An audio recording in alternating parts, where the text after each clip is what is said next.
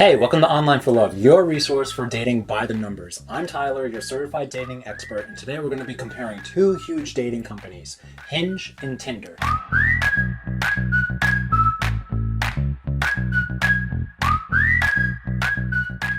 Each website has its advantages as well as its disadvantages. In the end, it all comes down to what you're looking for. Someone just to chat to, maybe to hook up, maybe to go on a date with someone, or even potentially find your soulmate. In this article, I'm going to compare Tinder and Hinge using these 6 crucial categories: user friendliness, success rate / quality of matches, unique features, the cost, the sign-up process, and finally, who is on the site. Before I even jump into this though, are you sure that either one of these sites are the best one for you? Luckily here at Online for Love, we have an online dating website quiz that you can take to determine which dating website is the best that suits your needs. If you jump into the description down below, you can follow the link and take our quiz completely free. Throughout my video, I'm going to use some useful stats and trends, which will kind of help me compare which one is winning. Although those stats and trends are only really true in the time of me recording this video. So if you guys want a complete update onto what the numbers are in real time, this video is linked to an article down below.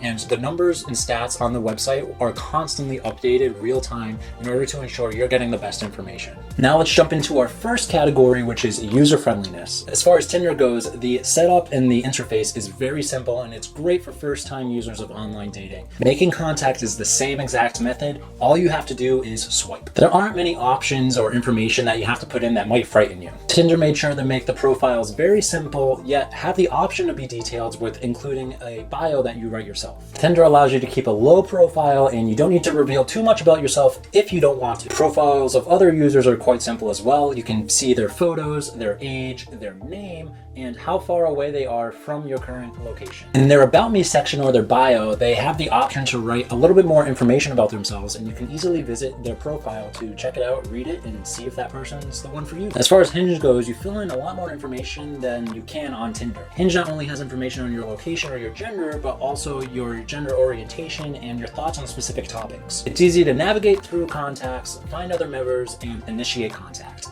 You don't need to be an IT specialist to learn all the features on Hinge, and you can do it very easily even if it's your first time jumping into online dating. The next section we're going to jump into are the success rates and the quality of matches. Before we continue, I want to ask you to hit the subscribe button and ring the bell so that you don't miss any more of Online for Love's online dating advice. Tinder is available in more countries than Hinge, and Tinder is also available in over 40 different languages, which is a huge advantage over Hinge. Both platforms have great algorithms for finding other members and therefore potential matches. Let's dive into the match quality first of Hinge. Finding information on success rates of dating websites can be really difficult, but luckily we here at Online for Love have you hooked up. As far as the female to male ratio on Hinge goes, it's very close. It's about 50-50 with slightly more women on the platform. Interestingly, once you send a phone number to another member after you've matched and messaged and felt like it would be really cool to meet up with them, Hinge actually sends you a questionnaire asking you if you met up with that person and if it was a successful date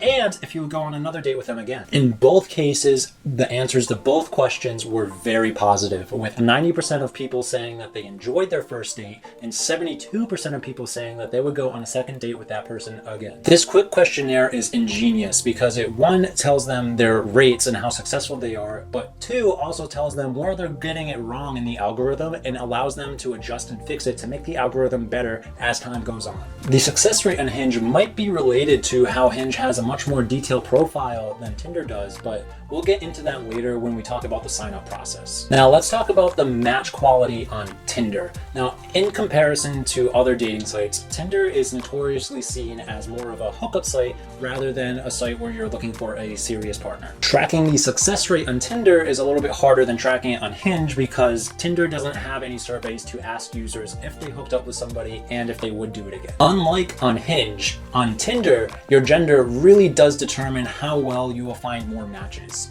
On Tinder, for every 1 woman there are 4 guys. So your potentially 4 times more matches than a guy can get. Based on user experience, it seems that on Tinder, there can be a lot of chatting and even exchanging of phone numbers, but very few matches on Tinder end up resulting in a date. However, upgrading a profile to either Tinder Plus or Tinder Gold can really up your chances, and that brings me to the next section of the unique features of each of these sites. Hinge has many features available to all of their users, even when they're using the free account. You can send likes to show interest, and you can like their photos or any quotes or bios or specific parts of their profile that they have set up. And if you do like each other and end up making a match, you can have unlimited amount of messages sent between each other. If you don't like a profile, you just hit X and they go away. And if you do like a profile, you hit a heart on one of their photos or their quotes and they know that you like them. You can, however, also pay for a membership, which gives you some added bonus features. One special feature allows you to be able to see all of the people who liked you and to have the ability to like them back if you want to make a match with that person. So the website also has the We Met section, which I explained earlier, which is when you actually go and meet somebody. It then asks you if you enjoyed your date or not, and if you go on a second date with them, and it helps them make the algorithm better specifically for you. I'd say that Tinder has a lot more fun features in comparison to Hinge. Now, just like on Hinge, on Tinder, it's free if when you make a match, you can send as many messages as you want between your matches. Also, blocking is available as a free thing on Tinder as well. So if you're having a conversation with someone and they're being really rude and you don't want to talk to them anymore, you can simply just block them and you will never have to speak to them ever again. When it comes to special features, Tinder has a ton of them. Boost and super likes are 2 big things that keep you at the top of the match list. Boost puts you at the top of the list in your area for the next 30 minutes, and super likes are something that you can do to people you want to potentially match with, who will let them know that you liked them even if they didn't like you yet. If you love to travel, the paid versions of Tinder also allow you to use a passport feature, which allows you to drop a pin anywhere in the world and match with people in that area. Let's say you accidentally swipe left on someone you really wanted to swipe right on. No worries, paid members can also undo swipes and fix their mistakes so that they don't lose out on their potential matches. There are other features as well, including top picks. Top picks are potential matches that Tinder thinks would suit you well, and it organizes out very neatly for you to look at the top 10 every day. There's also Tinder U, which is a Tinder feature that matches you with other people going to your university if you are going to university. On top of that, there's also a section called Swipe Life, which features all of these different articles, which include things about beauty, about dating, about how to get over breakups, things like that you can check out as well. So when it comes to using either one of these sites, you really don't have to pay to use them, but I feel like you're not really getting the full experience and the full potential of getting the matches you're looking for unless you pay for a premium membership. But that comes down to the biggest question of all, which is how much do these premium memberships cost? So there's 2 types of membership you can get on Hinge, the free version or the paid version. Subscriptions for only 1 month will cost you $19.99. And it will be for 3 months $39.99, and for 6 months it'll be $59.99. So as far as Tinder goes, there's actually 3 different types of subscriptions that you can do on Tinder. There's the free one where you obviously don't pay at all, and then there's the Tinder Plus, and then there's Tinder Gold. So Tinder is very interesting because it's actually a different price depending on your age. If you're 29 years old or younger and you want to try your luck with Tinder Plus, $4.99 for 1 month, $17.99 for 6 months, or $27.99 for 12 months. However, if you're 30 years or older, their prices are a little bit more expensive, with 1 month being $17.99, 6 months being $67.50, and 1 year being $90. Now, if you want to up your chances and see the people who have swiped right on you, even if you didn't swipe right on them yet, you can get Tinder Gold. Now, it's the same thing with Tinder Gold. It costs a little bit more if you are 30 years or older, but for now, if you're 29 years or younger, the cost would be $14.99 for 1 month, $52.99 for 6 months, or $82.99 for 12 months. And for members who are 30 years or older,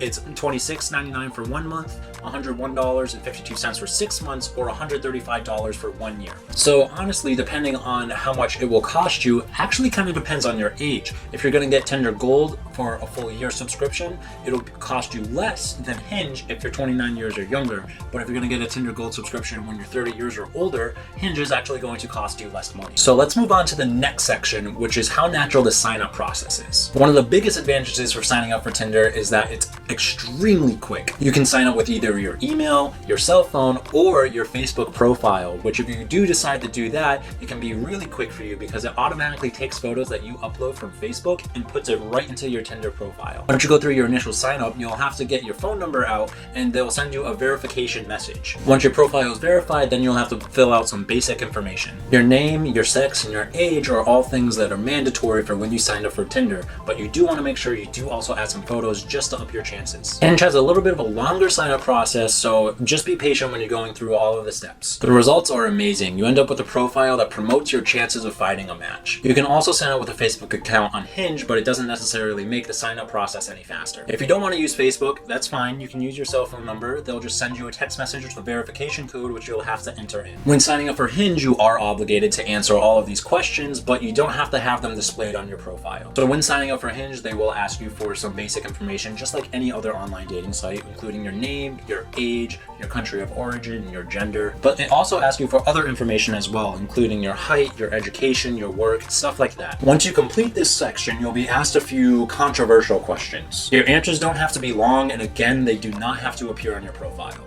In order to complete your profile, all you have left to do is to upload some of your photos and complete some of the prompts, and then you're good to go. Now, setting up your profile is like a big to-do on almost every online dating app, and thankfully, Online for Love has some guides for you in the description down below to help you set up your profile to get as many potential matches as you possibly can. We have these guides for both men and women alike, so please be sure to check out the description down below to get that link so you can make sure that you have the best dating profile that you possibly can. So let's move on to the last section, which is who is actually on the sites. Both of the sites have high ratings and great reviews, but it's so clear that Tinder has a much more higher popularity than Hinge does. I really think this boils down to Tinder being available worldwide, and so no matter where you go, you're gonna have access to people to match, where if you're on Hinge and you do travel a lot, then you're really limiting yourself, where on Tinder you wouldn't be. On both platforms, it's pretty obvious to me that they're both trying to constantly improve their algorithms, which is huge. They're definitely following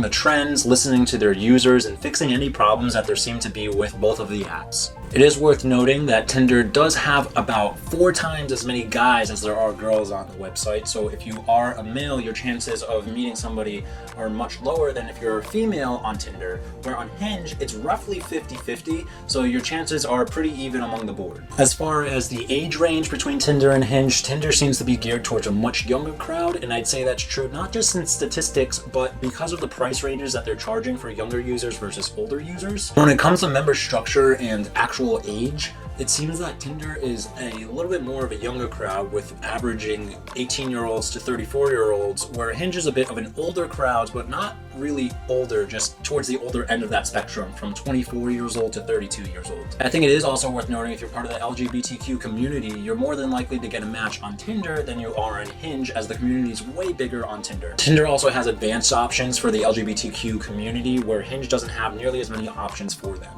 So that brings us to the final verdict. Which website is better, Tinder or Hinge? Based on the compared features and what you can do on the sites, I'm gonna have to give Tinder the victory over this bet. I think it really boils down to how many users are actually on Tinder and the features that you get when you become a premium member. Now, I personally am 26 years old, so when I do become a gold member on Tinder, it's way cheaper for me than becoming a premium member on Hinge. And I just think the Tinder membership offers me more capabilities than the Hinge membership does. That being said though, Hinge does have great success rates, and it also has great profiles because they are so detailed. In the end, it really boils down to what you're looking for, but if you're looking for something that has more features and is easier on your wallet, I would definitely pick Tinder. What do you guys think? Have you used either Tinder or Hinge? Do you think one is better than the other? Let me know in the comments down below and we'll hash it out. And that wraps everything up. If you liked it, leave a like. If you loved it, hit subscribe, and be sure to ring the bell to not miss any online dating information from Online for Love.